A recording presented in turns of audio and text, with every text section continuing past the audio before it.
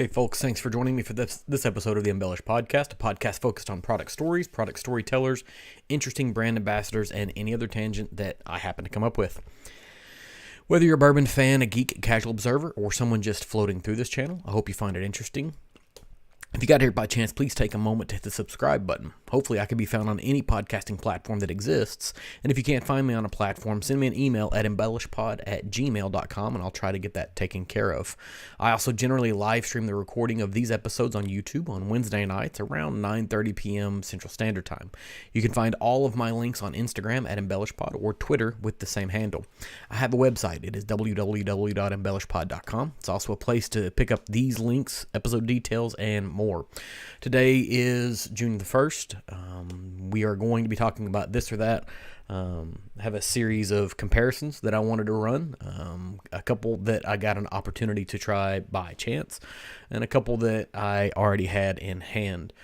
Things that are kind of coming up next week. I actually have 2 interviews that I'm going to be doing, so I don't know if both of them will be live on YouTube or not, but that should give me some recorded content to have. I'll be on vacation the following week, which means I won't be going live. I may record a video to put up. We'll see what happens with that. But I've got one that is an author interview, and then another I'm going to hopefully be having a live with the folks over at Scotch Malt Whiskey Society. Really want to talk to them. We'll see what happens. Got a couple of interesting emails, different things in the works, plural, I guess is the phrase that I'm looking for there. This last weekend was one of the best whiskey weekends I've had in quite some time. And as a sort of teaser for what we're going to be trying, we'll open up. There's not much left in this glass, but we're going to open up with some Jack Daniel's Coy Hill. It ought to be enough to kind of get me going. Hazmat. I had an opportunity to attend the This Is My Bourbon Podcast weekend. It's their meetup. It was in Lexington. Got to meet a ton of people, make a lot of friends, have a lot of fun conversations, and try some sort of once-in-a-lifetime whiskeys that were available to me. One of the better things that kind of came, not better things, all of the things that came out of it were largely good. It was, like I said, it was a super fantastic weekend. Got an opportunity to spend some more time with Eric and Perry from This Is My Bourbon Podcast. Got an opportunity to meet Jason from Mash and Drum and David and Kira from whiskeychannel.com/the Shelf Turbs, whatever you want to call them now. Got a chance to meet the mind behind Bubble Bath Bourbon, Prescription Bourbon. It was a veritable who's who. Chad from My Daily Bourbon, just tons and tons of people. But I also got a chance to sit down. That was fun. I have my Bubble Bath Bourbon card right here. So I'm still holding on to it, although I don't know where my rubber ducky went. I assume it's maybe still in a pair of shorts or pants from the weekend that are still in my suitcase, likely, because that's sort of how things kind of work out. But I got a chance to meet up with David from Whiskey in My Wedding Ring, and he's going to play a pretty significant role in what we're going to do tonight for a couple of different reasons. But we had an opportunity to go on a distillery tour with several folks from, Whiskey Tube Chats, and I got to go do a really fantastic tour over at Michter's in Louisville on Sunday. One of the other things that I think was super fantastic from the weekend, Chris from Knows Your Bourbon gave out some sample kits. And I've been on the fence about buying one of these for quite some time, and after he kind of passed these out to the folks that were in attendance, at least to the VIPs attendance. I don't know if VIP is the right word. We all bought our tickets like everybody else, but he gave this really neat sample box. It's got 6 in there, so I went ahead and ordered the full size kit plus an extension pack, and I'll probably give this one away to somebody. So if you watch this and you're interested in having one of these, let me know, and we'll find a way to get that over to you. Comes with the how-to nosing. You can't read any of that. There we go. So it comes with the how-to nosing kit, and then a tasting wheel. This one has 6 different flavors in it. It's oak, cherry, corn, black pepper, brown sugar, caramel. It's nice. These are in little, sealed containers, so that way it helps to keep it fresh and available. But Great way to sort of train up your nose and sort of figure out what's going on. But as I alluded to, before Whiskey Weekend, I got to do a Jack Daniel's bourbon and then separate Jack Daniel's rye tasting with David from Whiskey in My Wedding Ring. He hosted it. And so we ran through all of the things from Jack Daniel's number 7 all the way up to Coy Hill, which is what we have here. That is a rough way to start.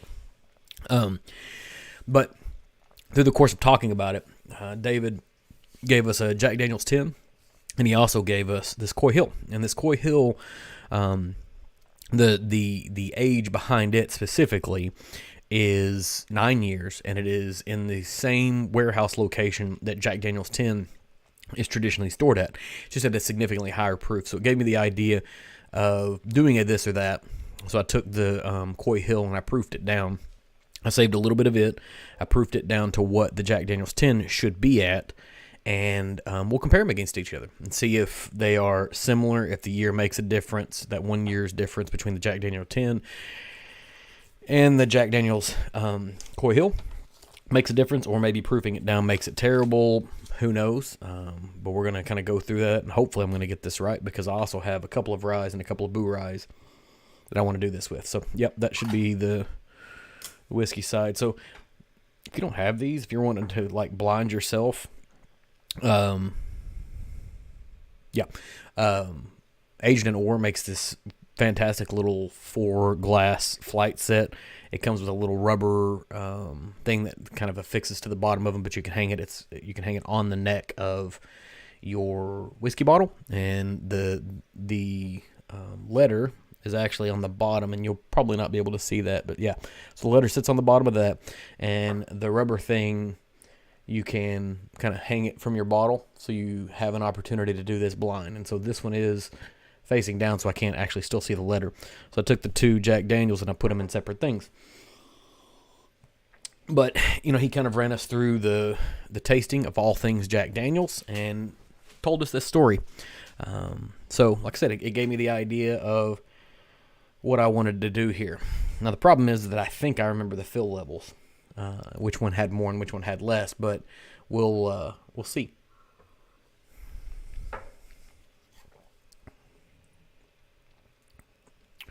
Significantly less powerful than that Coy Hill that I started with, which was probably the wrong place to be to begin with anyways.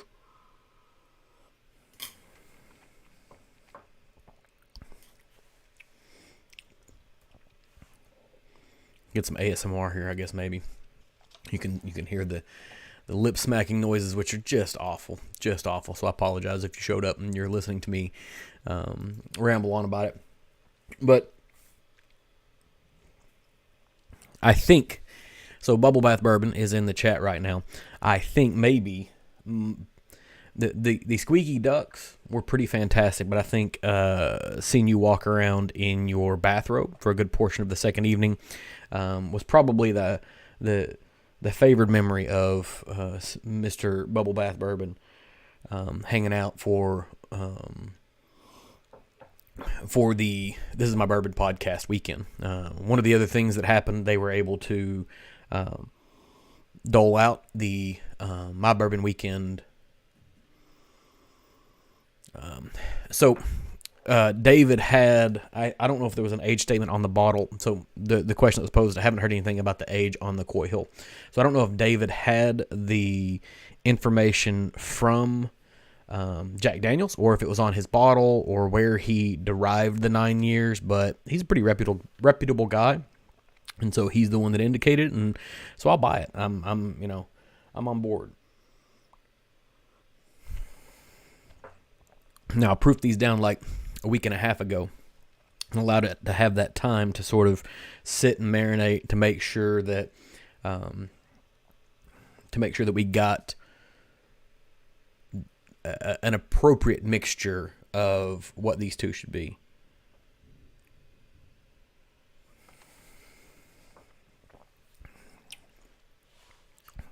And I think, so I'm not going to give the tasting notes because that's not me. I'm not that guy. I'm not that good at this. But I think what I can easily do is, I have an ink pen, here it is decide which one I prefer, which one I think is less good, and then we can kind of do a reveal. So for me, sample C is the better of the two, and sample D, hey, Bourbon Lens, thanks for showing up. We have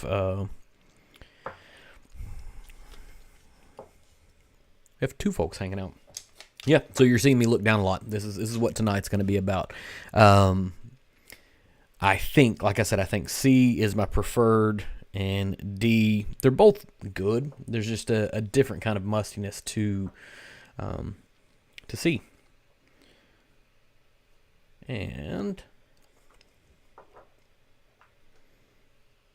we may have a problem.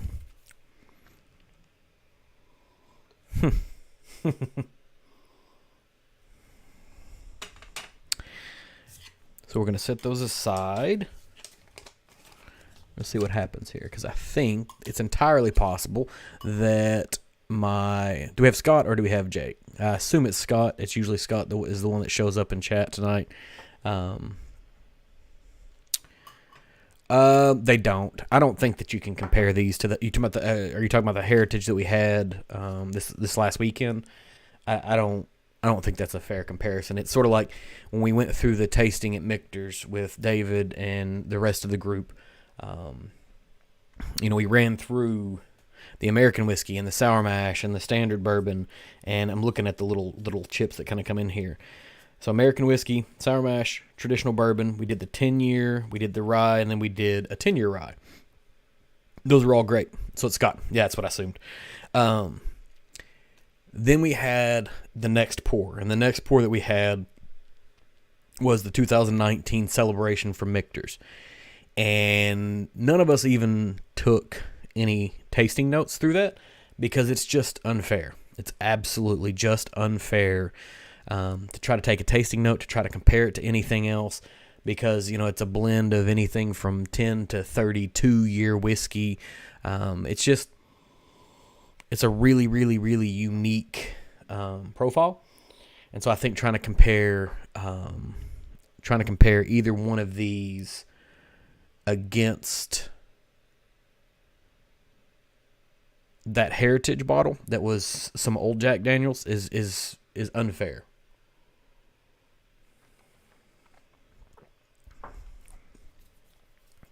I moved on to the next set, and then we'll kind of do a reveal on what we've got here, because I think I know what happened. But we'll talk about that in a minute.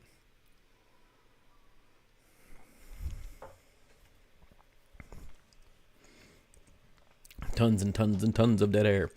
I don't have that sparkling, charismatic ability that many of the folks on YouTube do.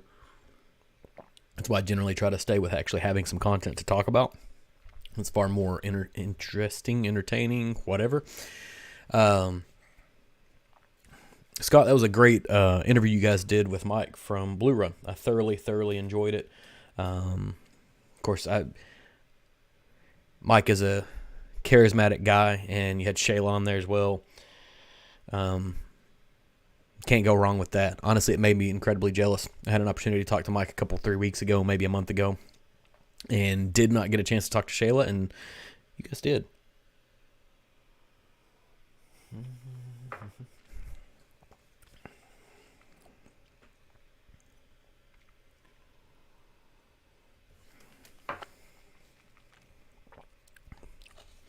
There's a distinct probability that I might lose power here in just a minute, because it is starting to thunderstorm here.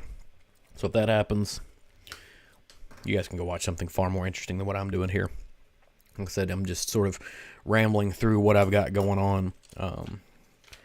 And so I alluded to it, and I want to talk about that just a little bit more. So David from Whiskey My Wedding Ring reached out to me before I showed up for the My Bourbon Weekend with Perry and Eric, and he said, hey, I've got this tour that the folks at Michter's are wanting to do for me. That he had done a series of interviews with them. They had, some great interaction, and he had a group of people that were available, to go out and do this tour. And he had an empty seat, and he said, "Hey, you want to do it?" And I actually had my family with me, so I had to figure out a way to make it interesting for my family to continue to stay. They enjoyed hanging out in the hotel and swimming and doing almost nothing besides, watching Harry Potter movies, because we haven't had cable TV in our house for a very, very long time. But apparently that is the thing now, is that Harry Potter's always on cable, always. And so whenever we travel, that just sort of ends up being what they do. We watch Harry Potter over and over and over again. So I'm going back to, I did my 2 samples of Jack Daniels. I'm going back to, then I did my 2 samples of rye. And so while we were doing the tour at Michter's, one of the features was, number one, we got to have a fantastic tasting where we had the Celebration rye or Celebration whiskey as well as their 20-year, which are both things. Hey, Tesu, thank you for showing up. We had an opportunity to try both of those, which are, kind of once in a lifetime pours, and I kind of kept a running tally of things that, I sort of never thought I was going to get an opportunity to try, and did get an opportunity to try. But they let us, we did the bottle your own bourbon. And so I have my own bourbon. We have, the group of us have the same bourbon that we're all from the My Bourbon Weekend. And so now I've got this, and my goal is to try to hold on to that until next year and have that as an opportunity to share with everybody that may not have been on that tour. Cause like I said, it was a really, really, really fun experience. So Tesu, thank you for being here tonight. Right now, what I'm doing is I'm doing a this or that. I've got a Jack Daniels Coy Hill and a Jack Daniels 10-year. And the Coy Hill that I got from David from Whiskey My Wedding Ring. And the details he had on the particular Coy Hill he had is it was at hazmat proof, but it is a 9-year single barrel that is in the same warehouse location as where the 10-year traditionally comes from. So the experiment I did is I proofed down the Coy Hill to the same proof that the Jack Daniels 10-year should be at, and trying to see which one is better. Does that 1 year make a difference? Does proofing it down make the Coy Hill less good? Kind of what happens there. So yeah, it was some serious proof. I still have a little bit of the Coy Hill at the proof, and you may or may not be able to see, but that is super, super dark. Put it up against my bald white forehead so you can see how dark it actually is. And then when it gets proofed down, it's obviously got some less color to it or whatever. But we're testing it out, seeing what it is. And then I have, back to the original story. So we did the bottle our own, but they also had the Fort Nelson Select Rye, which is in their distillery gift shop. And I had a single barrel of Michter's traditional rye just kind of sitting here already. And so I thought it'd be a good opportunity to put the Fort Nelson Select up against the single barrel that I already have and see which one of those is better. And I got one more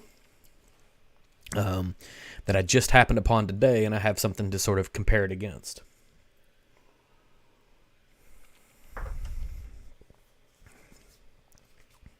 I don't know. Both of these are pretty damn good. Want to try that again. I've got my 1 and I've got my 2, and I've got my 1 and I've got my 2. We'll go back. We'll do these 2 ryes, and then we'll figure out which one is actually better. Whether it's the Fort Nelson Select or if it is the single barrel that just came off the shelf from a regular retailer. It is really, really dark. I've got a retailer here in town that has a Coy Hill on the shelf, but they want like $400 for it. But it is super dark.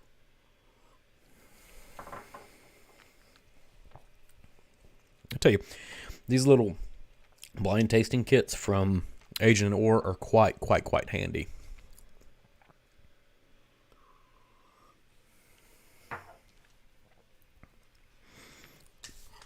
Yep, I think I got it. Yep, and so one of the other things that came out of the weekend, was talking with David from Whiskey My Wedding Ring. We may do some just chatting about things whiskey related for his Patreon community. He asked me if I would be willing to do that, and absolutely would, because we had some super fun conversations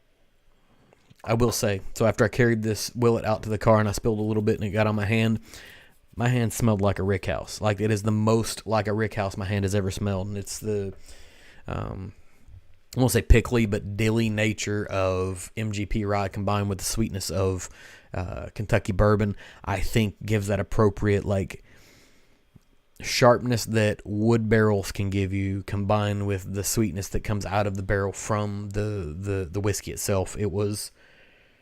I smelled my hands a whole lot after that. A whole lot.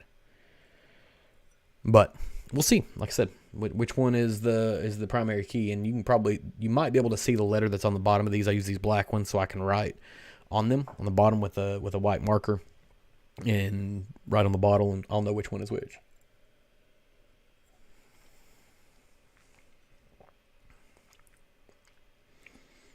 That tastes very familiar. And if it tastes familiar, it's one that I know that I've already had before.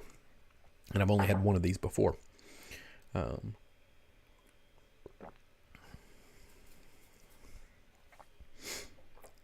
see here.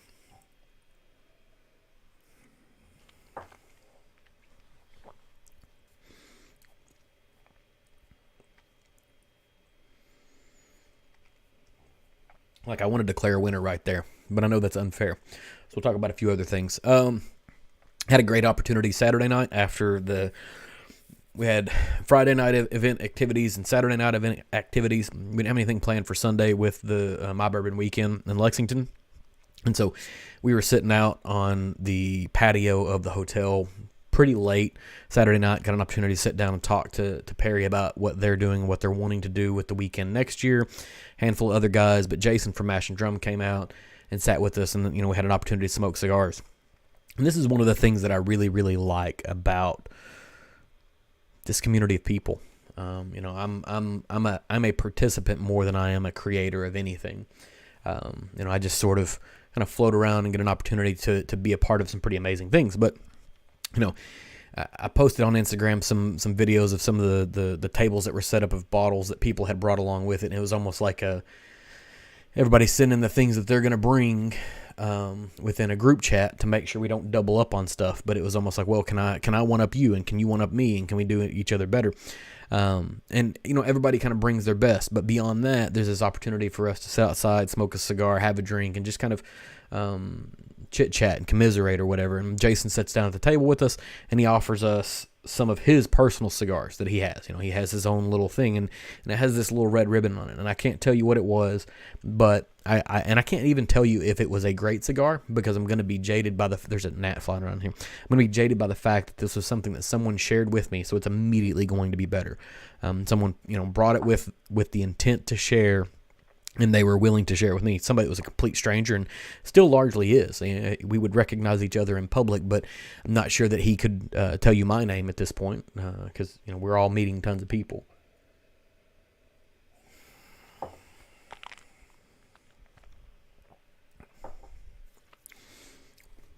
But that's what's fun about this. It's like, Taysu's in the chat today.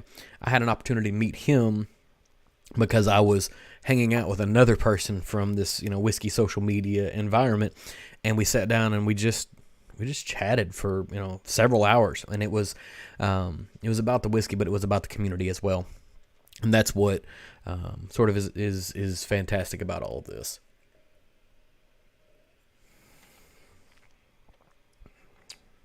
So without a doubt, my initial impression was this was the one that was my favorite. So it holds out. I really like High West's Boo Rye. And from taste one, from the very first taste, it was my primary favorite. And the Willett family estate, their Boo Rye is good. There's nothing wrong with it. And there's nothing wrong with it for the price that I paid for it. And maybe it'll open up over time. I don't know. In the same vein that this Boo Rye has been open for a little while and had an opportunity to breathe, where neck pores are not a thing, oxidization is. Oxygen's interaction with whiskey is very, very distinct. But I think we're going to try to wrap up as quickly as possible because there is this impending storm that's sitting outside. But rolling back, all the way back, we're going to rewind quite a bit. This tour that David had us go on, the folks at Michter's gave us a fantastic tour, gave us a once-in-a-lifetime tasting. We got an opportunity to fill our own bottles, and then we also got this really nice bar set that was given to us. I had an opportunity to win one of these through a giveaway in the past, so I've got a spare one of those, and so we may be looking at getting rid of this bourbon nosing sample kit to someone that might happen to want it. Anybody who reaches out has an opportunity for it. And then I've got to get rid of this bar kit that came from Michter's as well. It's all copper. It's beautiful stuff. There's a Glencairn involved in it as well. But David just said, hey, you want to attend this thing that I have that someone gave to him as a result of the podcast he's been running. But he just included a handful of folks. Some of them he had never met before. Some of them he didn't know until that weekend. Just kind of speaks volumes to what this particular community is. So thanks for tuning in for this episode of the Embellish Podcast. If you enjoyed this, please leave me a review on whatever platform that you have that you're consuming this on. You can leave a comment if possible as well, and hit me up on social media at Twitter or Instagram using Embellish Pod. You can give me a follow, see what's going on here or on any of the other platforms that I have. I can also be found at www.embellishpod.com with all of my links, accounts, and contact details. I'll be back again next week with another new offering for you. So until then, cheers and thank you for hanging out.